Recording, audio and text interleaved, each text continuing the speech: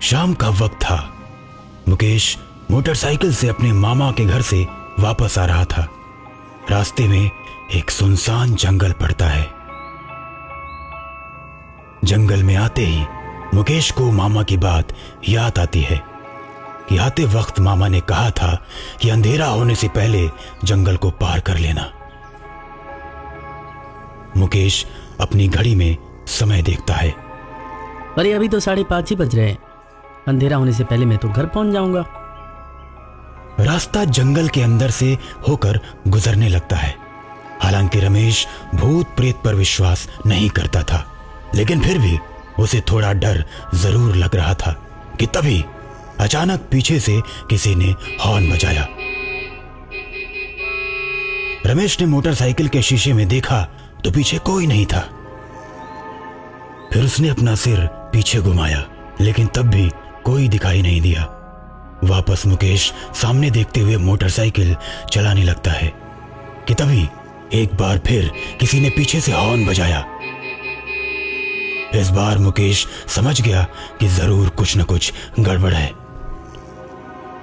वो बिना देरी किए अपनी मोटरसाइकिल तेज कर देता है और अब उसकी मोटरसाइकिल पूरी रफ्तार में हवा से बातें कर रही थी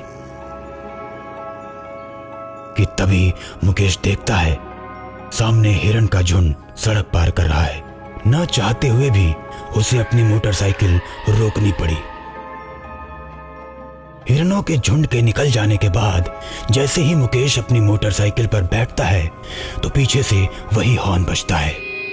मुकेश डर जाता है और एकदम से मोटरसाइकिल की स्पीड बढ़ा देता है। अचानक स्पीड बढ़ जाने से मोटरसाइकिल का बैलेंस बिगड़ जाता है और मुकेश मोटरसाइकिल के साथ झाड़ियों में घुस जाता है। थोड़ी देर बेहोश होने के बाद जब उसकी आंख खुलती है तो वो देखता है कि उसके सामने एक डॉक्टर और एक नर्स खड़े हैं। इन दोनों को देखकर मुकेश डर जाता है। अरे भाई अब डरो मत, मैं कोई भूत नहीं हूं, डॉक्टर हूं और ये है मेरी नर्स।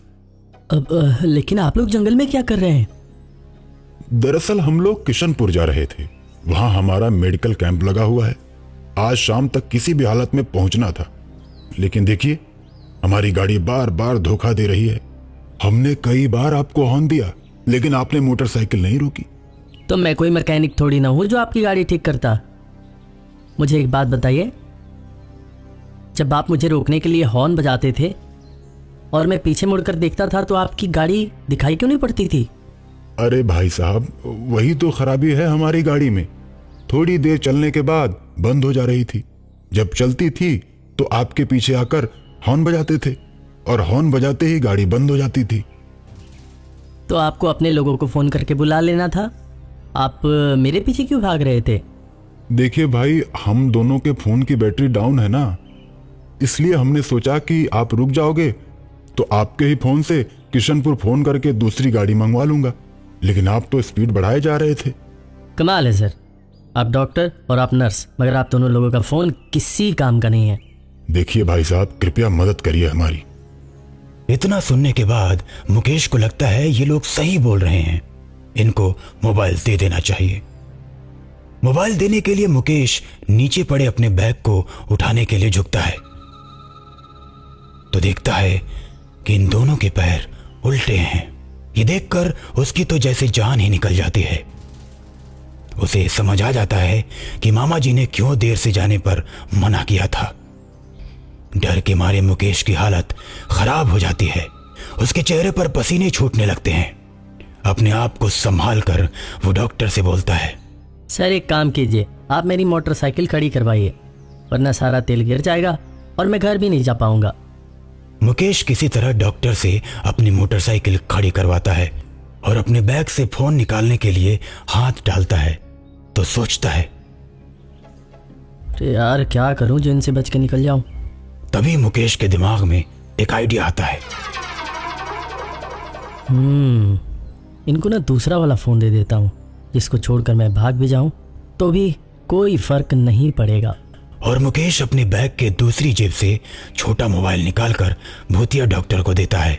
लीजिए, आप इस मोबाइल से फ़ोन लगाओ सर, जब तक मैं मोटरसाइकिल स्टार्ट करके देखता हूँ कि ख़राब तो नहीं हो गई। इतना कहकर मुकेश मोटरसाइकिल को स्टार्ट करता है। मोटरसाइकिल के स्टार्ट होते ही वो झटके से बैग उठाकर मोटरसाइकिल को तेजी से भगा लेता है।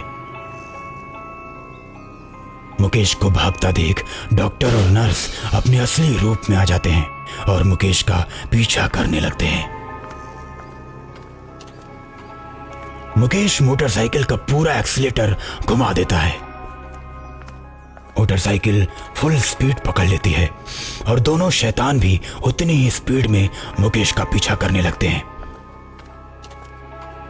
दोनों बस मुकेश को पकड़ने ही वाले होते हैं कि तभी मुकेश को दूसरी तरफ मोड़ पर हनुमान जी का मंदिर दिखाई देता है। मंदिर देखते ही मुकेश बिना देरी किए मोटरसाइकिल मंदिर की तरफ मोड़ देता है और मुकेश के मंदिर की सीमा में पहुंचते ही पीछे पीछे दोनों शैतान भी पहुंच जाते हैं। लेकिन मंदिर की सीमा पर पहुंचते ही दोनों को एक जोरदार झटका लगता है और दोनों धू धू कर जलने लगते हैं।